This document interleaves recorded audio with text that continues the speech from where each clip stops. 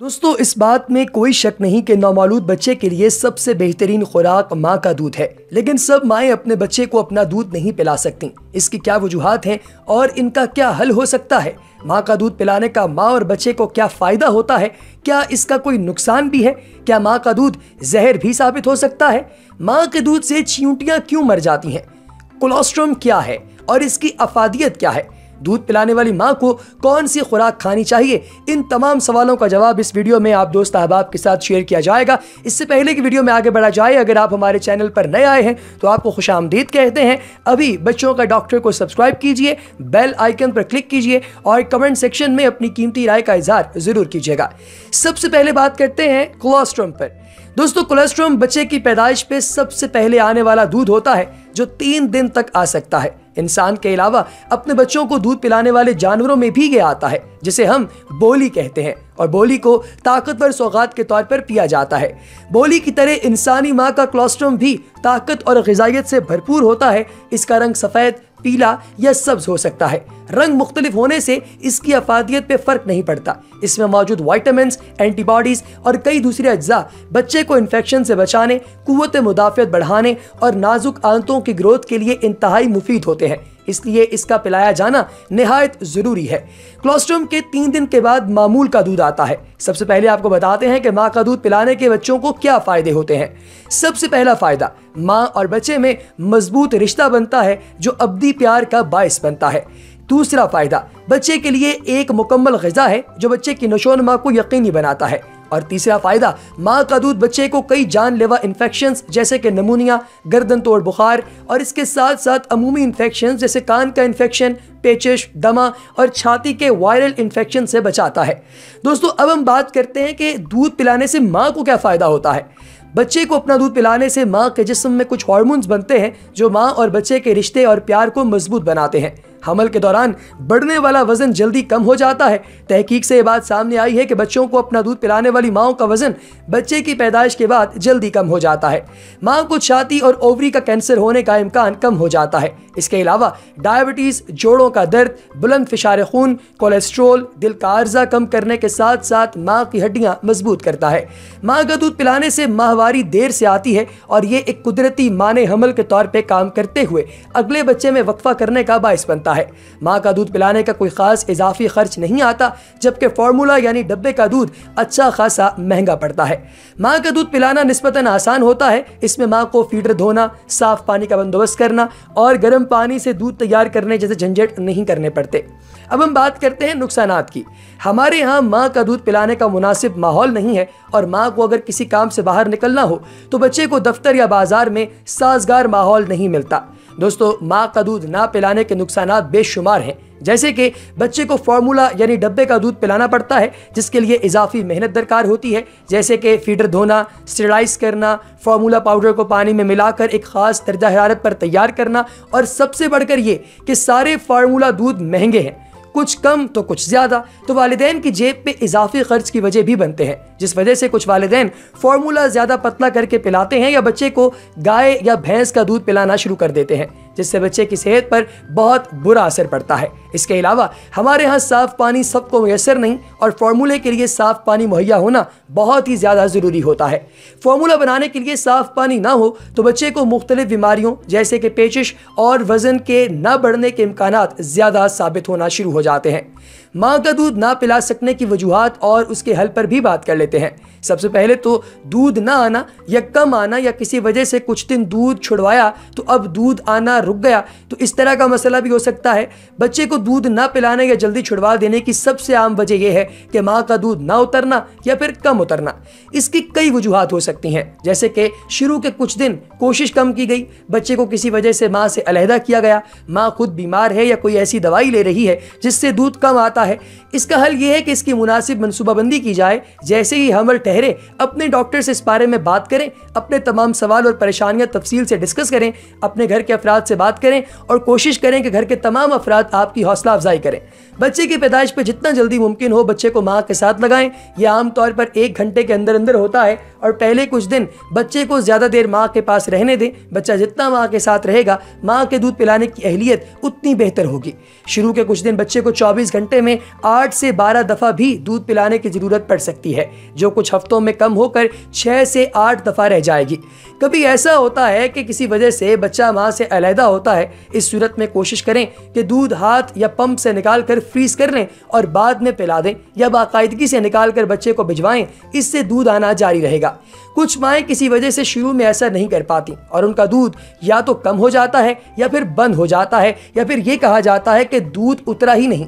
ऐसी माएँ कोशिश करके अपना दूध उतार सकती हैं। इसमें खासी मेहनत और लगन दरकार होगी। अपनी छाती पे निप्पल और उसके इर्द गिर्द की जगह को नीम गर्म पानी से दिन में 5-6 दफ़ा मसाज यानी टकोर करें और अपने बच्चे को दिन में 8 से 10 दफ़ा कम से कम 15 मिनट के लिए अपने साथ लगाएं। इसके अलावा अगर बिजली वाला पंप दस्तयाब हो तो उससे भी दूध निकालने की कोशिश की जा सकती है। बच्चा जिद करेगा, रोएगा, लेकिन आप अपनी कोशिश जारी रखें और इसके फौरी नताइज नहीं आते, कम से कम 2 हफ्ते मुसलसल ऐसा करेंगे तो 2 हफ्ते में अक्सर दूध आ जाता है और हो सकता है कि दूध की मिकदार कम हो। आप अपनी कोशिश को जारी रखें और वक्त के साथ दूध ज्यादा आएगा। अगर नहीं ज्यादा आता तो जितना आता है वो पिलाइए और बाकी के लिए फॉर्मूला दीजिए। यह ध्यान रखना बहुत जरूरी है कि बच्चा अपनी उम्र और वजन के मुताबिक मुनासिब खुराक ले रहा है। बच्चे के खुराक पे कभी भी कॉम्प्रोमाइज न करें। मिथ या वहम कि दूध जहर बात है, दूध चींटियों पे डालने से चींटियां मर गईं इसलिए दूध जहरीला है, माँ के दूध में ताकत नहीं है, बच्चा कमजोर रह जाएगा। दोस्तों, माँ का दूध जहरीला नहीं होता। चूँकि दूध जो है ये माया है और चींटियाँ खुश्की पे रहती हैं, तो किसी भी माया चीज़ से मर जाएंगी। चींटियों को सादा पानी या मीठे शरबत या शहद में भी डालें तो वो मर जाएंगी। इस तरह दूध में अगर मछली डालें तो वो नहीं मरेगी बल्कि तैरेगी। दूसरी बात ये कि क्या माँ के दूध में ताकत कम होती है, तो उसका जवाब ये है कि माँ के दूध, फार्मूला दूध और गाय भैंस के दूध में एक जितनी कैलोरीज होती हैं, जो 100 मिलीलीटर में 60 कैलोरीज हैं। माँ के दूध में इसके अलावा नमकियात, एंजाइम्स और एंटीबॉडीज़ होती हैं जो बच्चे के नशोनुमा और क़ुव्वत मुदाफ़ियत में फ़ायदेमंद होती हैं। माँ का दूध पिलाने के फ़ायदे हमसे इससे पहले आपको बता चुके हैं और माँ का दूध ठीक मिकदार में पिलाने से बच्चा कमज़ोर नहीं होगा। माँ का दूध ना पिलाने की सिर्फ चंद वजूहात हैं, जैसे कि बच्चे को एक बीमारी जिसको ग्लैक्टोसीमिया कहते हैं, माँ को ऐसी कोई बीमारी हो जो बच्चे को लगने का खदशा हो, जैसे टीबी, एड्स वगैरह वगैरह। इसके बारे में मज़ीद मालूमात के लिए अपने करीबी डॉक्टर से रब्ता किया जा सकता है। एक बात यह भी अहम है कि बाज़ दफ़ा माँ को छाती का इन्फेक्शन होता है या धारबंद, जिसको डक्ट ब्लॉकेज कहते हैं, जिसे जहरबाद का नाम भी दिया जाता है, और दूध छुड़वा दिया जाता है। ये वक्ती मसला है, इसके लिए भी अपने करीबी डॉक्टर से मुआयना करवाइए। अगर डॉक्टर की तरफ से दूध न पिलाने की हिदायत वक्ती यानी कुछ दिनों की है तो इस छोटे वक्फे के दौरान दूध निकालना जारी रखिए और इस दूध को डॉक्टर की हिदायत के मुताबिक ज़ाया या फ्रीज किया जा सकता है। अगर दूध में वक्फा दिया तो हो सकता है कि दूध उतरना बंद हो जाए और बाद में दूध उतारना मुश्किल हो। वक्ती इलाज के बाद बच्चे को दूध पिलाना जारी रखने के लिए इस वक्फे में भी दूध हाथ या पंप से निकालना ज़रूरी है। घर वालों और मुआशरे की तरफ से मुनासिब मदद, माहौल और हिमायत की कमी भी बहुत ही बड़ा मसला है। हमारा मुआशरा अमूमी तौर पे इसकी हिमायत करता है, लेकिन कुछ घरों और दफ्तरों में मुनासिब माहौल नहीं होता। इसका फौरी हल बहुत मुश्किल है। इस बारे में बात कीजिए, इसकी अहमियत बताइए। उम्मीद है कि आने वाले कुछ सालों में हमारा मुआशरा माओं को मज़ीद मदद और हिमायत देगा। घर के बड़े जो इसकी अहमियत और अफादियत से आगाह हैं और इसकी हिमायत करते हैं, उनकी मदद हासिल की जा सकती है। दोस्तों, डॉक्टर अमूमन वो नहीं बताते जो उनसे नहीं पूछा जाता। अपने हमल के दौरान आप जितनी दफ़ा डॉक्टर के पास जाते हैं, डॉक्टर से उस बारे में पूछें। जब आप बार बार अपने सवालात पूछेंगी तो डॉक्टर जवाब और हल भी बताएंगे। इसके अलावा हमारे पेज और चैनल पे आपको इसकी मालूमात मिल जाएंगी। अगर कुछ ना मिले तो आप कमेंट सेक्शन में पूछ सकते हैं। हम आपके तमाम कमेंट्स देखते हैं और इनका जवाब भी देते हैं। घर की बड़ी खातीन जो अपने बच्चों को दूध पिला चुकी हैं, उनसे मदद और मालूमात ली जा सकती हैं। ऑनलाइन काफ़ी मालूमात मिल जाती हैं, लेकिन याद रहे कि सिर्फ मुस्तनद ज़राए की मालूमात पर भरोसा कीजिए। अब एक सवाल और ये है कि दूध पिलाने वाली माँ की खुराक क्या होनी चाहिए। माँ का दूध पिलाने से माँ के जिस्म से अहम नमकियात और विटामिन से बच्चे को मिलते हैं, इसलिए दूध जो माँ पिलाती है अपने बच्चे को, उसके लिए ज़रूरी है कि माँ की खुराक ऐसी हो जो बच्चे और माँ दोनों की सेहत के लिए मुफीद हो। दूध पिलाने वाली माँ को औसतन 4 से 500 कैलोरीज इजाफी लेनी चाहिए। इस खुराक में मुनासिब मिकदार में कैल्शियम, आयरन, प्रोटीन, विटामिन और फॉलिक एसिड होना चाहिए। दूध पिलाने वाली माँ को रोज़ाना कैल्शियम 1000 से 1300 मिलीग्राम लेना चाहिए और हमारी रोज़मर्रा खुराक में दूध कैल्शियम का जरिया है। करीबन 3 पाव दूध रोज़ाना पीने से इतना कैल्शियम मिलता है और दूध के अलावा ये पनीर और दही में भी होता है। इसके अलावा ये गहरे सब्ज रंग की सब्जी जैसे पालक, बंद गोभी, फूल गोभी के अलावा लोबिया में भी होता है। जिन माओं को दूध मुहैया नहीं या पसंद नहीं वो ये खा सकती हैं। ये भी ख्याल रखिए कि दूध पिलाने के लिए खुद दूध पीना मुफीद है लेकिन ज़रूरी नहीं है। इसी तरह विटामिन डी भी रोज़ाना 400 से 1000 यूनिट्स लेना चाहिए। ये मछली, माल्टे और दही में होता है। आजकल कुछ अजनास में विटामिन डी इजाफी डाला जाता है, वो भी इस्तेमाल की जा सकती हैं। याद रखिए कि माँ का दूध पिलाने वाले बच्चों को विटामिन डी के कतरे पिलाने का जो है वो अक्सर औकात कहा जाता है। इसकी हिदायत दी जाती है माँ विटामिन डी जितना मर्जी ले रही हो, बच्चे को अलहदा से विटामिन डी दिया जाएगा। वो बच्चे की आंखों और दिमाग की नशोनुमा के लिए इंतहाई ज़रूरी है। तीसरी चीज़ प्रोटीन है और ये रोज़ाना करीबन 200 ग्राम खानी चाहिए, जो रोज़ाना मुर्गी, मछली, गोश्त, अंडा, मूंगफली, बादाम, पिस्ता, लोबिया, चने और दाल खाकर पूरी की जा सकती है।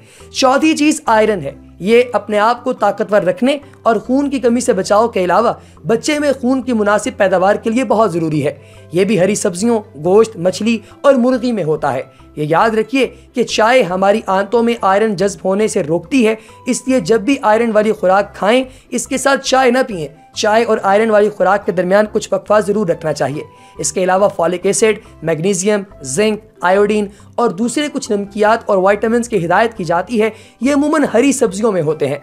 खुराक के बारे में मुख्तसरन ये है कि अपना दूध पिलाने वाली माँ को अपनी खुराक में दूध या उसका मुतबादिल हरी सब्जियाँ, गोश्त, मछली, दालें ये सब कुछ खाना चाहिए। इसके अलावा पानी खूब पीना चाहिए और अपनी खुराक ऐसी रखी जानी चाहिए कि मुख्तलिफ अशिया मिलाकर खाई जाएँ ताकि इन्हें तमाम ज़रूरी अज्जा मिल सकें।